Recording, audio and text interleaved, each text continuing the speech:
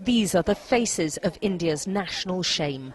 Tens of thousands of them hounded out of their homes, and all because of this, their faith. They're Christians, and in India that's rare. Soldiers now stand guard outside the makeshift camps they've been forced to flee to. Hindu hardliners want these people dead, for no other reason than their religion. They don't want us filming here.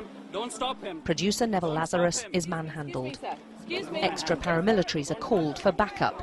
They weren't around when the people needed them.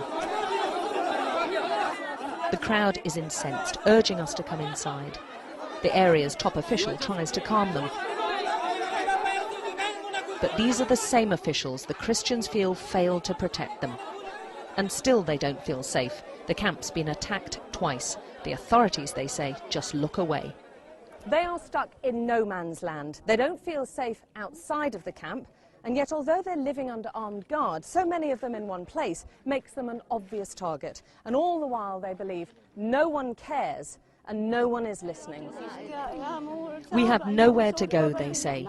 Then one woman cries out for help, help from the international community. All our homes have been destroyed, she says, and the government's just not helping us. Please, can someone help? Their stories are shocking. This woman watched as the Hindu gangs burned her brother alive.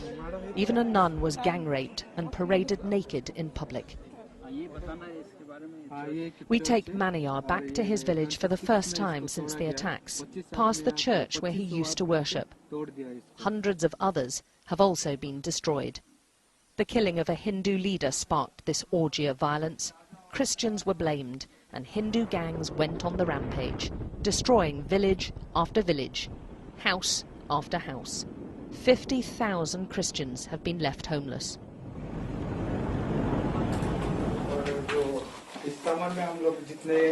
Maniyar's home is barely recognizable, with walls smashed in and every room trashed. Even the family Bible was ruined, and all their belongings were just set on fire. He, his wife and 3 children have nothing left but the clothes they fled in. Those remaining say they were forced to convert to Hinduism, often at the end of a gun, or as this woman tells us, with a knife to her throat.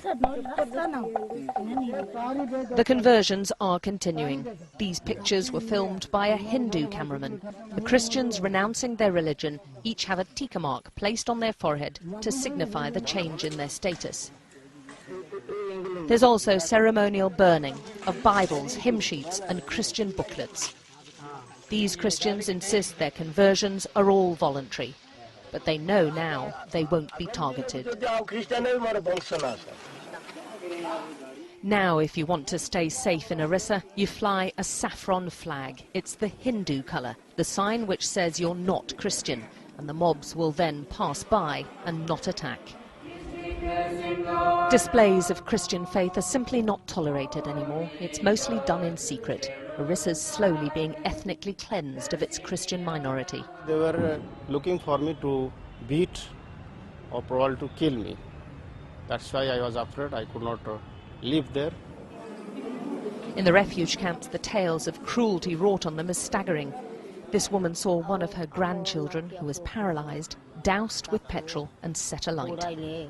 The country's Prime Minister's called this Christian persecution, the worst since independence, a national disgrace. But so far he's been powerless to stop it. Alex Crawford, Sky News, Orissa.